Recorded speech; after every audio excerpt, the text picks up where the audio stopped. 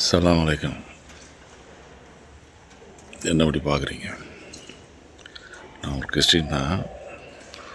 இருந்தாலும் இந்த வார்த்தை எனக்கு ரொம்ப பிடிக்கும். எதனாலன்னு கேட்குறீங்களா? ஏன்னா பைபிளில் ஜீசஸ் உயிர்த்தெழுந்த 3ஆவது நாள் உயிர்த்தெழுந்தாருன்னு எல்லாருக்கும் தெரியும். அதுக்கப்புறம் சீடர்களை பார்க்க அவர் வரும்போது அவர் சீடர்களை பார்த்து சொன்ன வார்த்தை உங்களுக்கு சமாதானம் உண்டாவதாக அப்படின்ட்டு. அதுதான் அரபியில் சலாம் அலைக்கும்னு அவங்க சொல்கிறாங்க. இது ஒரு கிறிஸ்தவ வார்த்தை தான். இதை கண்டிப்பாக நம்ம சபைகளில் கிறிஸ்தவர்கள் கண்டிப்பாக யூஸ் பண்ணலாம்.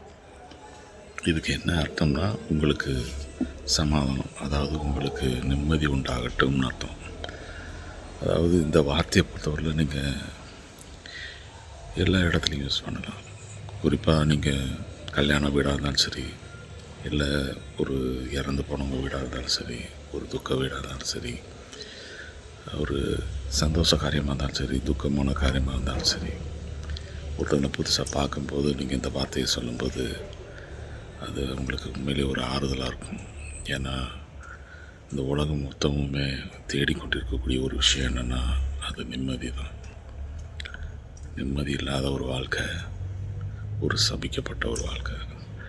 அது அடுத்தவங்க மூலமாக உங்களுக்கு ஒரு நிம்மதி உண்டாகட்டும் அப்படின்னு ஒரு வாழ்த்து கிடைக்கும்போது அதை எந்த மனுஷனாலையும் அதை ஏற்றுக்காமல் இருக்க முடியாது. அதே போல் அவங்க அலைக்கும் சலாம் திரும்ப அவங்க சொல்கிறதுக்கு காரணம் என்னென்னா, உங்களுக்கும் சமாதானம் உண்டாகட்டும், உங்களுக்கு நிம்மதி உண்டாகட்டும்ட்டு. ஏன்னா இன்றைக்கி ஒரு நிம்மதிங்கிறது ஒரு கிடைக்க முடியாத ஒரு வரப்பிரசாதம். நிம்மதி இல்லாத ஒரு வாழ்க்கை ஒரு சபிக்கப்பட்ட வாழ்க்கை. எப்போ நம்மளுக்கு நிம்மதி கிடைக்கும்னு நீங்கள் நினைக்கிறீங்க? எல்லாத்துலேயும் திருப்தி கிடைச்சா தான். அதுக்கு தான் அந்த வார்த்தையை கடவுள் நம்ம பார்த்து சொல்கிறாரு, உங்களுக்கு சமாதானம் உண்டாகட்டும்ட்டு. காரணம் எல்லாத்துலேயும், அதாவது நீங்கள் பாருங்கள், குறிப்பாக நம்ம பார்க்கும்போது, அதாவது என்ன சொல்கிறது, இப்போ நம்ம கல்யாணம் நல்லா சாப்பிட்றோம்னு வச்சுக்கோங்களேன். நல்லா சாப்பிட்டு வயிறு ஃபுல்லாகிடுச்சுன்னா ஒரு நிம்மதி உண்டாகும். பார்த்துருக்கீங்களா? இப்போ நீங்களே பெட்ரோல் வண்டி வச்சுருக்கீங்க, பெட்ரோல் ரிசர்வில் ஓடிட்டு இருக்கும்போது பார்த்தீங்கன்னா அந்த வண்டி திக்கி திணறி ஓடிட்டு இருக்கிற மாதிரி தெரியும். அதே டேங்கை ஃபில் பண்ணுற மாதிரி, இல்லை ஃபில் பண்ணுறவோ இல்லை ஃபில் பண்ணுறதுக்கு பக்கத்துலேயே அளவுக்கு நீங்கள் பெட்ரோலோ டீசலோ ஃபில் பண்ணிவிட்டு அந்த காரை வண்டியை ஓட்டி பாருங்களேன், அது ஒரு மாதிரி ஒரு நிம்மதியாக அந்த வண்டி போகிற மாதிரி தெரியும். அது மாதிரி தான் மனித வாழ்க்கை. எதுவுமே நமக்கு தேவையான அளவுக்கு இருக்கும்போது தான் நிம்மதி இருக்கும். அது சந்தோஷமானதாலும் சரி, துக்கமாக இருந்தாலும் சரி, தேவையான அளவுக்கு மிஞ்சி வர்றதுன்னா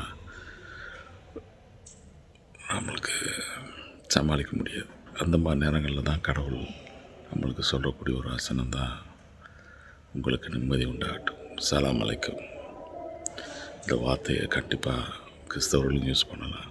ஏன்னா இயேசு கிறிஸ்து கடைசியாக சீசர்களுக்கு சொல்லிட்டு போனது, உங்களுக்கு சமாதானம் உண்டாகட்டும்ட்டு.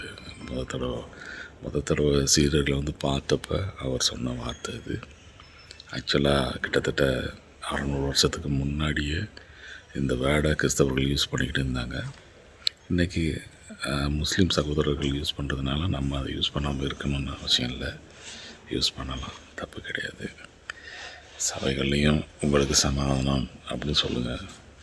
சமாதானம் கண்டிப்பாக வேணும். நாடுகள் மத்தியில், வீடுகளில், ஏன் எல்லா இடங்களிலுமே சமாதானம் தேவைப்படுது. என்றைக்கு சமாதானம் கிடைக்கும்? எல்லா விதத்திலும் ஒரு ஆசீர்வதிக்கப்பட்ட நிலைமை, எல்லா விதத்திலும் நம்ம ஒரு திருப்தி அடைந்த ஒரு நிலைமையில் தான் நம்மளுக்கு சமாதானம் கிடைக்கும்.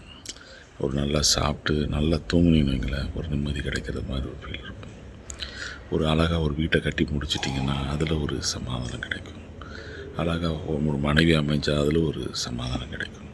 அழகாக குழந்தைங்க, கீழ்ப்படுகிற பிள்ளைங்க கிடைச்சா அதில் ஒரு நிம்மதி கிடைக்கும். அந்த குழந்தைங்களை கல்யாணம் பண்ணி கொடுக்குறப்ப ஒரு நல்ல மாப்பிள்ளையோ இல்லை ஒரு நல்ல மருமகனோ நம்மளுக்கு கிடைக்கும்போது ஒரு அற்புதமான ஒரு ஒரு நிம்மதி கிடைக்கும். இதே போல் தன்னோட பிள்ளைகள் நல்லபடியாக வாழ்கிறதக்கூடிய பாக்கியத்தை பார்க்குறவங்களுக்கும் ஒரு நிம்மதி கிடைக்கும். ஸோ இந்த வேர்டை நம்ம கண்டிப்பாக யூஸ் பண்ணலாம். இது அற்புதமான ஒரு வேர்டு. இது ஒரு மேஜிக் வேர்டு. உங்களுக்கு சமாதானம் உண்டாகட்டும். அஸ்ஸலாமு அலைக்கும்.